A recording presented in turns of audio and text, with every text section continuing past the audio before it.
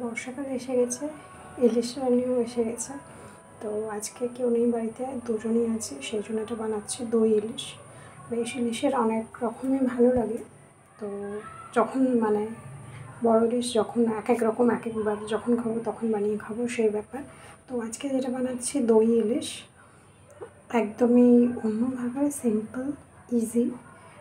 এতে কোনো রকম সর্ষে বা পোস্ত কিছুই দেবো না। তো মাছটাকে কী করেছি, ভালো করে ধুয়ে, হালকা একটু ডিম আছে, ভালো করে ধুয়ে নুন হলুদ মাখিয়ে রেখে দিয়েছি মোটামুটি আধ ঘন্টা মতো। আর এই যে এটা হচ্ছে লঙ্কা, একটু পেস্ট করে নিয়েছি মিক্সিতে, দুটো কাঁচা লঙ্কা। আর এই হচ্ছে যে দইটাকে ভালো করে ফেটিয়ে রেখেছি। আর এতে হচ্ছে 2-4 দানা একটুখানি একদম 1 চিমটি মতো চিনি দিয়ে ফেটিয়ে রেখেছি। তো এবার রান্নাটা বসাবো, যাতে দইয়ের টেস্টটাকে ব্যালেন্স করার জন্য। একদমই সিম্পল ওয়েতে রান্না করবো। চলো দেখি কীভাবে রান্নাটা করবো। কড়া বসিয়ে দিয়েছি, তেল দেবো না, একদমই ফাঁকা করে দেখতে পাচ্ছি। এবার যে দইটা ফেটিয়ে রেখেছিলাম একটা চিনি দিয়ে, সেটা আমি দিয়ে দিচ্ছি একদমই হালকা আঁচে। এটা দিয়ে দিলাম। এবার যেটা দেবো একে একে সমস্ত মশলা, কিন্তু মশলা দেখে বুঝতে পারবে কতটা কম।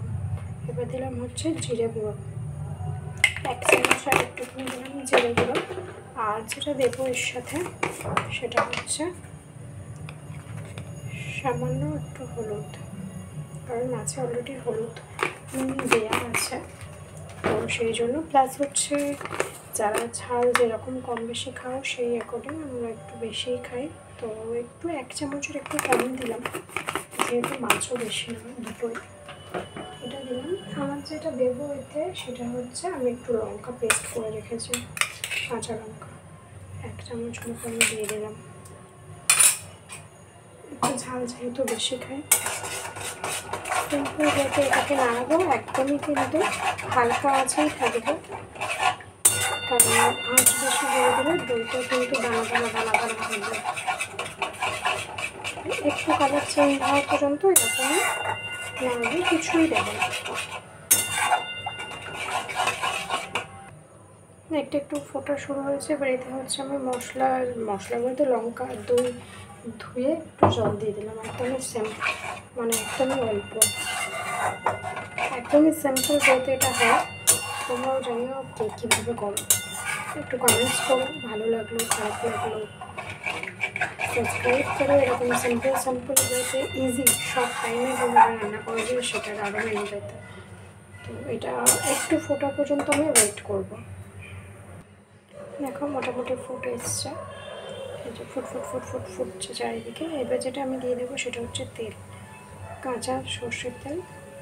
এটা কতটা দেবে সেটার উপরে সমস্ত কিছু ডিপেন্ড না করলেও, ধাক্কা খাচ্ছিলাম, সমস্ত কিছু ডিপেন্ড না করলেও অনেক কিছু ডিপেন্ড করে। তো এটার উপর তেল যত ভাসবে আমার ভালো লাগবে দেখতে, সেই হিসেবে তেলটা দিয়ে দিয়েছি।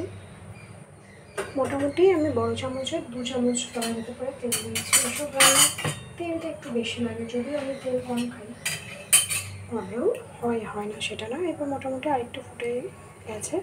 এবার যেটা আমি নুন হলুদ মাখিয়ে রেখেছিলাম ইলিশ মাছটা, সেটা আমি দিয়ে দিচ্ছি। একদমই সিম্পল ওয়েতে রান্না, বুঝতেই পারছো, কিছুই এতে হালকা করে আমি নাড়িয়ে দিচ্ছি,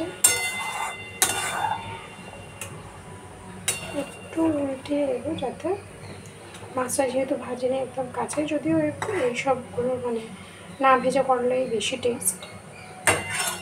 টকবগিয়ে ফুটছে,